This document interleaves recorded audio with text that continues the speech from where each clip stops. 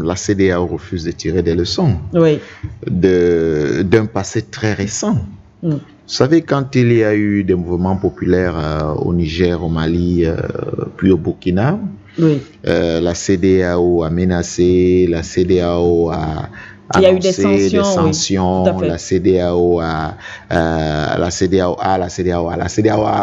en fait s'est impliquée, mais au finish, la CEDEAO a été ridicule. Au finish, 3 des pays ont demandé la sortie, n'est-ce pas, de la CEDEAO. Tout à fait.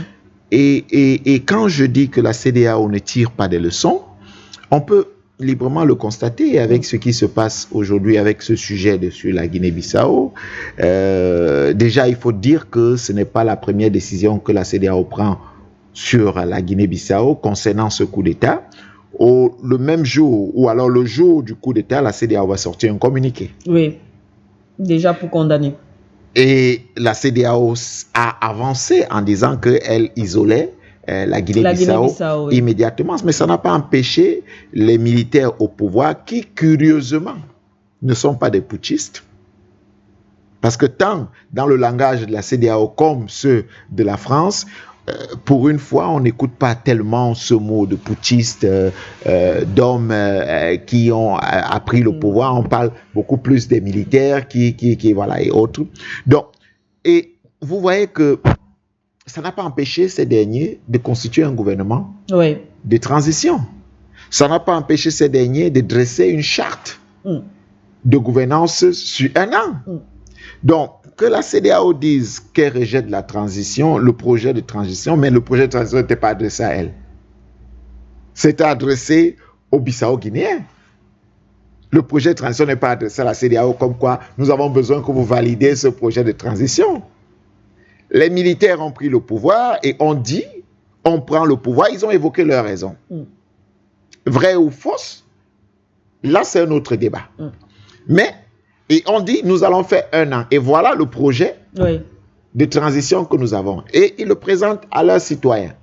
Bon, maintenant que la CEDEAO vient dire, on rejette, mais c'est comme si on attendait l'approbation de la CEDEAO. Encore que qu'elle accepte ou pas, son implication, il n'y a pas, je vais dire, son apport dans le projet n'apportera rien à la Guinée-Bissau. Ça, c'est la vérité. Maintenant, elle dit qu'elle va mener des sanctions ciblées. Mais elle a fait dans le passé. Est-ce que ça a prospéré? Madame Siké, tant que vous continuez à faire les mêmes choses en croyant que vous aurez un résultat différent, mais vous vous trompez. La CEDEAO doit penser à sa refonte. Pas à sa réforme. À sa refonte.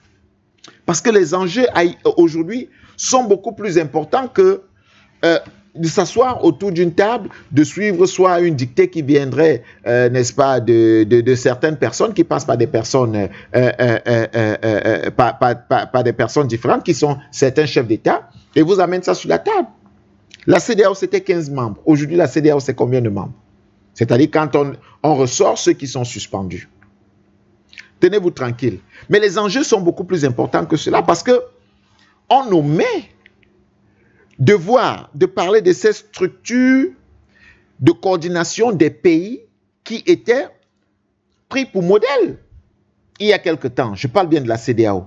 Mais dans le fond, qui n'était que quelque chose de savamment pensé pour utiliser les différents pays de la CEDEAO.